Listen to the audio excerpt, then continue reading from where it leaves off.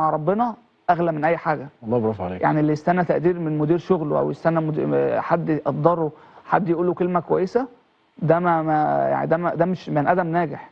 تتبروز الجمله دي. والله بني ادم الناجح هو اللي عارف ان هو تقديره مع ربنا. انت بتتعب هتاخد على قد تعبك. مين علمك الجمله دي؟ مين علمك جمله ان انت تتعامل مع ربنا؟ انا بعامل ربنا، انا بعامل ربنا في شغلي، انا بعامل انا مين علمك الحته دي؟ انا الحمد لله الواحد يعني الواحد كل يوم عنده ورد قرآني بيقراه ما شاء الله في دروس الدنيا كلها. غير كده انا عندي اخواتي بيكلموني كل يوم، وعندي مراتي في البيت حاجه ما شاء الله، حاجه الواحد يفتخر بيها. الله اكبر، حاجه كبيره ناجحه، فبسمع منها لان ما بحب اسمع من الناس الناجحه اللي هي وصلت لحاجه كبيره. هم علموك انه بتعلم طبعا انك لما تعامل عامل ربنا. انا بقول لك انا من وانا صغير وانا كده، انا متربي ان هو اخويا الكبير كان علمني الكوره، مربنا اخويا احمد حسن اخويا الكبير واخويا محمد الكبير، هما الاثنين علموني اتعامل مع ربنا، ما تعاملش مع حد، ما تستناش تقدير من حد. من وانا صغير ما بلعبش في النادي خالص، 4 سنين قاعد على الدكه ما بلعبش وانا صغير وكده. اتعامل مع ربنا، اجتهد واتعب وتعبك هيجيلك. ما تستناش مدرب يقول لك كلمه حلوه، ما تستناش اي حد يقابلك في الشارع يقول لك حاجه. اتعامل مع ربنا، طول ما انت بتتعامل مع ربنا هتجيلك تحت رجلك. اي مجال هتجيلك تحت رجلك في اي مجال يا ابراهيم. ما بتكلمش في الكوره، انا بتكلم في حاجه انا عشتها في الحياه. انا عشتها. انت اكيد ما شاء الله عشان توصل اللي انت وصلت له ده وتبقى حاجه كبيره وتكسر الدنيا، اكيد شفت حاجات ما حدش شافها. صحيح. كله شاف صحيح. بس عارف هو ايه الجميل في اللي انت بتقوله واللي انا كمان مؤمن بيه؟ اوعى تعيش دور الضحيه. بالظبط.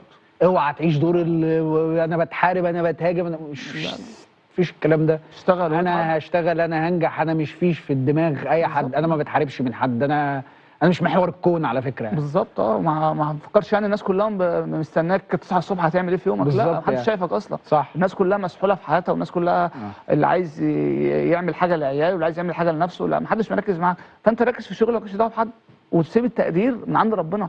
لان افتكر ان الله لا يضيع اجر من احسن عمل. صحيح. ديت انا حاططها كده على التليفون وماشي بيها. صحيح.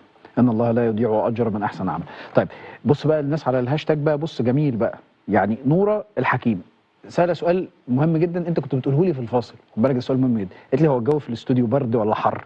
واحد مشتي والتاني مصيف. ما هو ابراهيم المفروض كان اي استوديو بخشه الجو يبقى ساقع، هنا ان شاء الله الجو جميل. عمال يعرق يا عيني من ساعه ما قعدنا. عبد الله جمال بيقول نجم كبير ولعب بشخصيه الاهلي قولا وفعلا. فاروق بيقول لك ايه اكتر حاجه حمستك ترجع للاهلي تاني؟ ايه اكتر حاجه حمستك ترجع للاهلي تاني؟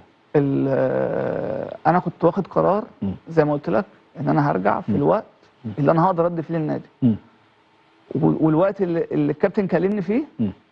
يعني انا الوقت ده انا كنت خلاص، يعني خلاص انت مقرر. لا، انا كنت واخد سكه تانية خلاص. انا عروض جايالي بارقام خرافيه، خلاص هامن مستقبلي، خلاص ما فيش حاجه خلاص هحتاجها تاني في الدنيا.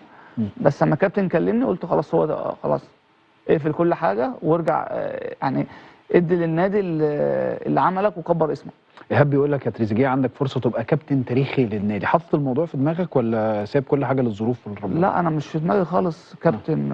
انا بالنسبه لي اللي اتربيت عليه في النادي ان اي لعيب عليه تيشيرت النادي الاهلي لازم يبقى عارف ان هو يعرف قيمه التيشيرت، ان هو كابتن. يعني عيش، ما تعيش بقى انا في لعيبه كبيره هتشيل مكاني، وفي لعيبه كبيره هي اللي هينتقدوها لو حصل حاجه، هم اللي هيشيلوا. لا، انت عيش وانت في النادي الاهلي. انا دايما بقول للعيبه وانا قاعد بتكلم معاهم يا رجاله كلكم كباتن.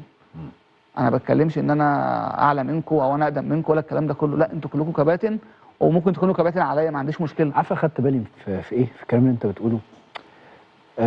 قفشه اتصل بالصدفه يعني واحنا على الهوا، فكنا دي مشاعره، وهو انت جيت عليهم وانت قديم عنهم، فكون ان هي دي المشاعر، هم ملمومين حواليك، حابينك، حابين تريزيجيه، انت قادر تبقى بالنسبه لكل زمايلك كابتن وصديق وصاحب.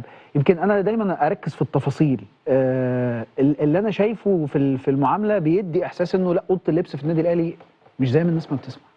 لا، انا ما بسمعش حاجه. يعني انا اوضه اللبس ديت في النادي انت تخشها لو انت لعيب معانا، هتبقى مستني ان ميعاد التمرين يجي وتروح بدري عن الميعاد عشان تقعد في اوضه اللبس والله العظيم من كتر حب اللعيبه. انا خايف عليكم، لان انا لو لبست لبس الكوره ونزلت الملعب انتوا هتبطلوا كوره. لا يا ابراهيم والله الاثنين شمال.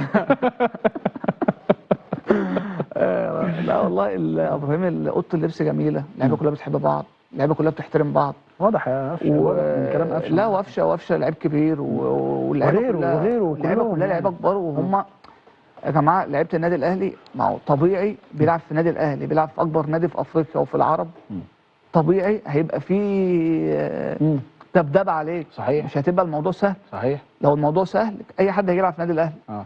فانت لازم تكون قد التحديات اللي هتجيلك، سواء من كلام، لو حد بيسمع، لو حد بيركز مع الكلام، او حد بيركز مع بيفتح ويشوف ايه اللي بيتقال عليه وكده.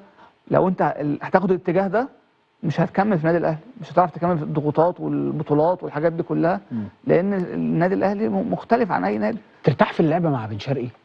ده بن شرقي لعيب كبير والله. بن شرقي كان بيلعب معايا في الريان، وهو اللي استقبلني وهو اللي خلي بالك انا النادي كلمني عليه قبل ما يجي اصلا، وانا ماضي في النادي والله. يعني انا مضيت في النادي قبله في الاهلي. ماضي في النادي قبله، بس هو كان بيلعب معايا والنادي كلمني سالني عليه. لا وضحها لي، يعني الاهلي كلموني عشان هو معايا في الفريق. ايوه، اخباره ايه؟ صح، اخباره ايه؟ شخصيته؟ الكوره انا لعيب كوره ماليش دعوه باي حاجه. يا سلام. بيسالوني شخصيته عامله ايه، ملتزم مش ملتزم، قلت كل حاجه. كشف الهيئه بتاع الاهلي ده، كشف الهيئه يا جماعه طبعا ده بروفيشنال ومحافظ على نفسه ومحترم وما بيقلبش وشه ولا الكلام اللي هو بتاع اللعيبه اللي هي دماغها تعبانه دي بتقعد تقلب وشها ما بتطلع او ما بتلعبش والكلام ده. الله حلو. لا وانا كمان كنت ماضي وهو بيلعب في مكاني. فانت يعني لو بني ادم وحش لا هتقول اي حاجه عشان من الفرحه، بس انا رحت له قلت له عايز. طبعا كان ما فيش حد يرفض النادي الاهلي، بس سالته. رحت قلت له انت عايز تبقى موجود في الاهلي ولا لا؟ قال لك سالوني عليه شخصيته عامله ازاي. هو انت دلوقتي يا ابراهيم لو انت في شركه وكده، ايوه، وبتاخد حد من هناك، فانت عارف حد بتساله ده شخصيته كويسه ولا لا. زي ما انا رحت اي نادي، اما رحت استون فيلا سالوا المحمدي ده شخصيته عامله ازاي. ما حدش بيسالك في الكوره لان دي مش شغلتك. كله بيسالك على شخصيته. ده ملتزم، بينام بدري، بيسهر، انت بتمرن كويس كده. لا بس هو وبن شرقي كده فعلا. لا شخصيه محترمه وانا بحبه جدا الصراحه، بحبه جدا جدا لانه هو صاحبي قوي يعني.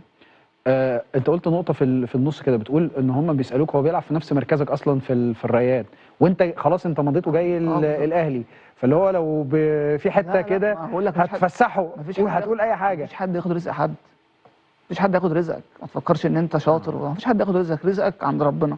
زي ما قلت لك اتعب وسيب بقى عند ربنا. لو بيلعب مكانك مارادونا وربنا كاتبك انك تلعب هتلعب. تنظيف يا ابني والله. ربنا يخليك. تنظيف والله. اصل خد بالك الواحد ممكن الشيطان يسوحه ويقول لك ايه، اصل ده نوع من انواع الذكاء ان انا ابعده عشان ابقى انا موجود لوحدي في الحته ديت، فما بجيبش منافس ليا في نفس المكان يفضل معايا. فكون ان انت عشان كده قلت لك انت متمسك لسه بفطرتك يا تريزيجيه. طبعا. يعني لو انا لا هعمل كده، بس انا عارف ان رزقي هيجي. بالظبط. فالكلام بيجيب بقى. اصل انا دايما ما بحبش الحوارات اللي هي البلاستيك ديت. لا انا فاهم والله يا ابراهيم، ما هو محدش ياخد رزقك يا ابراهيم. رزقك انت هتيجي على حد بكره، هتيجي اللي يجي عليك. يعني انت لو جيت على حد هتيجي بكره ربنا، انت فكر ما حدش شايف، لا ربنا شايف. ربنا هيبقى طريق مفتوح لك هيقوم مسدود بسبب حاجه انت عملتها دي. فانا بقول لك انا لعيبه كتير والله العظيم، لعيبه كتير مصريه انا بنفسي موديهم نوادي بره. زي مش ما اقدرش اقول اسامي عشان هم ما يحسوش بحاجه، بس والله العظيم انا لعيبه كتير بيسالوني. لا بيسالوني وانا بتكلم لهم بقول لهم دول لعيبه كويسه. انا بسعى للناس في الخير. انا مش هاخد حاجه من حد ولا حد ياخد مني حاجه، بس بتتعامل مع ربنا، ما بتتعاملش مع حد. والله انا الحمد لله يا ابراهيم لو بطلت كوره دلوقتي مش عايز حاجه من حد، مش فارق معايا حاجه. الحمد لله يعني. فانا بقول لك انا بتكلم باللي في قلبي والصح، ده الصح اللي يتعمل. ما تقفش الرزق، واحد صاحبك جاي له رزق ما تقفش قدامه، واحد صاحبك بيفتح له طريق انت ما توقفوش عشان انت ما تفكرش الطريق ده، ما توقفه انت هتروح مكانه. لا هو ربنا هو اللي فاتح له الطريق ده وجعلك سبب. ممكن السبب ده لو فتحت له الطريق ربنا يفتح لك طرق تانية كتير. برافو عليك والله، برافو عليك. الفلسفه دي قليله برضو ان تبقى موجوده في الحته بتاعه الكوره. حته الكوره بيبقى فيها شويه النيرف والمنافسه، ممكن ينسوا الواحد شويه حاجات ليها علاقه بالاصول. شفت ازاي انتقال زيزو للاهلي؟ طبعا انتقال